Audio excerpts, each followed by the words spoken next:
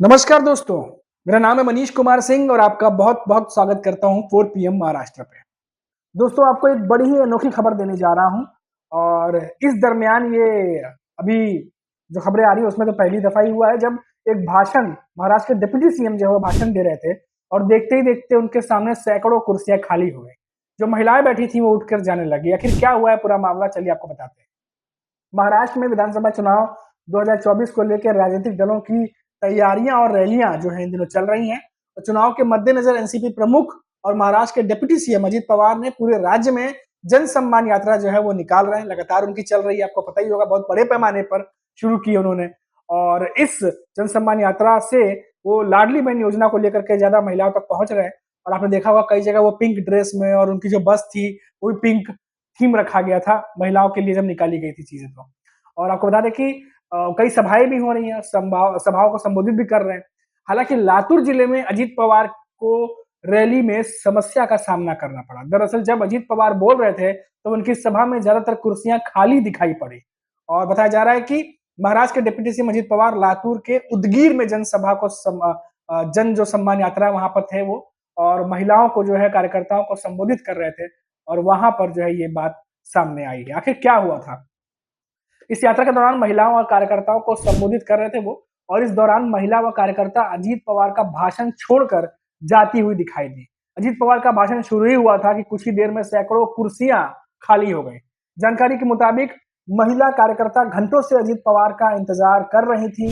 और बताया जा रहा है कि ये रैली जो है वो देर से शुरू हुई और लातूर के उदगीर जिले में स्थित विद्यालय का एक मैदान है जहां पर विधानसभा क्षेत्र के लोग बड़ी संख्या में जो है वहां पर मौजूद थे। और वहां पर ये सभी जो है घंटों से अजीत पवार का इंतजार कर रहे थे। हालांकि अजीत पवार के भाषण के दौरान ही ये सभी लोग कुर्सी छोड़-छोड़ कर जाते दिखाई देने लगे। कुछ ही देर में सैकड़ों कुर्सियां खाली हो गई। सामने आई जानकारी के मुताबिक अजीत पवार की रैली देर से शुरू हुई। इसके बाद बारिश भी होने लगी, जिस कारण लोग अपने घरों की ओर चल दिए। इसके बाद अजीत पवार की रैली में खाली कुर्सियां ही दिखाई दी। आपको बता दें कि कई सारे वीडियोज भी हैं जो इन दोनों जो वायरल है। और उसके बाद वहीं कुछ दिनों पहले ही महाराष्ट्र के उप मुख्यमंत्री अजित पवार ने कहा था कि राष्ट्रवादी कांग्रेस पार्टी आगामी विधानसभा चुनाव में सहयोगी यानी कि भारतीय जनता पार्टी और एकनाथ शिंदे की शिवसेना के साथ ही मिलकर जो है वो चुनाव लड़ेंगी। और शरद पवार ने माफ कीजिएगा, अजित पवार ने कहा कि उनकी पार्टी जो है वो सत्तारूढ़ गठबंधन से अलग होने का सवाल ही पैदा नहीं होता। तो उन्होंने ये बात कही है, लेकिन ये बात इसलिए उन्होंने कही है क्योंकि लगातार महाराष्ट्र की राजनीति में ये चर्चाएं और सुर्खियां तेज हैं कि क्या आने वाले समय में अजीत पवार जो है क्या वो साथ छोड़ देंगे महायुति का, क्योंकि एकनाथ शिंदे की शिवसेना और बीजेपी की तरफ से लगातार उन्हीं पर हमले हो रहे हैं। और लगातार हमने देखा कि जो सीनियर नेता है वो अजीत पवार पर हमला बोलते रहते हैं, बयानबाजी करते रहते हैं, जिसको लेकर के भले ही अजीत पवार के एनसीपी के सीनियर नेता नाराज होते हैं, पर अजीत पवार जो है वो साथ नहीं छोड़ते, वो साथ लड़ने की बात हमेशा करते रहते हैं। लेकिन ये बड़ा ही अनोखा मामला है दोस्तों कि एक तरफ तो जन सम्मान यात्रा आप देख रहे हैं कि पिछले महीनों भर से अजीत पवार जो है वो चला रहे हैं। काफी खर्चा वर्चा भी किया है, बहुत कैंपेन बड़े लेवल पे किया है, क्योंकि लोकसभा चुनाव के बाद जरूरत भी थी, क्योंकि अजीत पवार की क्रेडिबिलिटी पे बात आ गई थी और बहुत ज्यादा जो है उन्हें सीटों का नुकसान हुआ था। जिसके बाद ये उनके ऊपर जो आरोप लगने लगे कि उनकी वजह से लोकसभा चुनाव में महायुति को जो है वो नुकसान पहुंचा है। जिसके बाद अजीत पवार ने लंबी चौड़ी प्लानिंग की और उसके तहत जो है वो जन सम्मान यात्रा निकाली। और आपको बता दें कि जन सम्मान यात्रा के दौरान वो एक ही चीज जो है ज्यादा से ज्यादा कोशिश कर रहे हैं कि लोगों तक पहुंचे, वो है लाडली बहन योजना। लेकिन उन्हें कितना फायदा पहुंचेगा तो आने वाला वक्त ही बताएगा। और आपको और एक चीज बता दें कि जो महिलाएं जो वहां पे मौजूद थी, जो लोग वहां मौजूद थे, बताया जा रहा है कि वो काफी नाराज भी थे, क्योंकि काफी समय से वो अजीत पवार का इंतजार कर रहे थे। और रैली देर से शुरू होने से पहले भी कुछ लोग जो है वहां से जा चुके थे। लेकिन जब संबोधन चलने लगा तो उस दरमियान ज्यादातर लोग जो है कुर्सियां छोड़ छोड़ करके वो वहां से चले गए।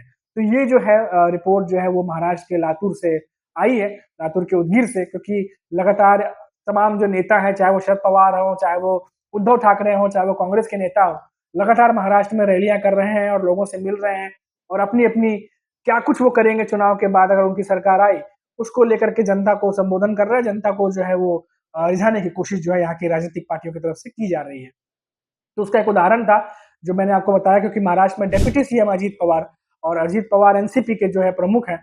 और ऐसे में जब वो संबोधन करते हैं और भाषण करते हैं, वो भी लातूर जैसी जगह पे, और वहां लोग अगर उनके भाषण को बीच में छोड़कर चले जाएं तो जाहिर सी बात है ये खबर तो बनती ही है।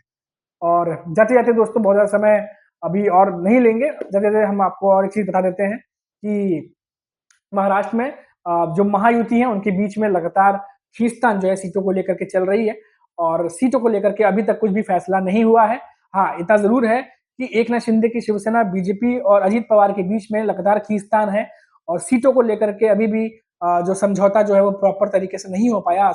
20 से 25% सीटें ऐसी हैं जहाँ पर अभी भी सॉल्यूशन निकाला जाना जो है वो बाकी है और इन सब के बीच तीनों ही नेता अपने-अपने लेवल पर चुनाव की रैलियां कर रहे हैं क्योंकि उन्हें पता है कि एमवीए इस बार बहुत ही मजबूती से खड़ा है और एमवीए गठबंधन ने जिस तरीके से झटका दिया है महायुति को, जिस तरीके से हिला कर रख दिया है महाराष्ट्र में, उसको देखते हुए महायुति के तीनों ही नेता इस बार एड़ी चोटी का जोर लगा रहे हैं। हालांकि ये एड़ी चोटी का जोर कितना काम आएगा, कितना नहीं आएगा, ये तो आने वाला वक्त ही बताएगा दोस्तों।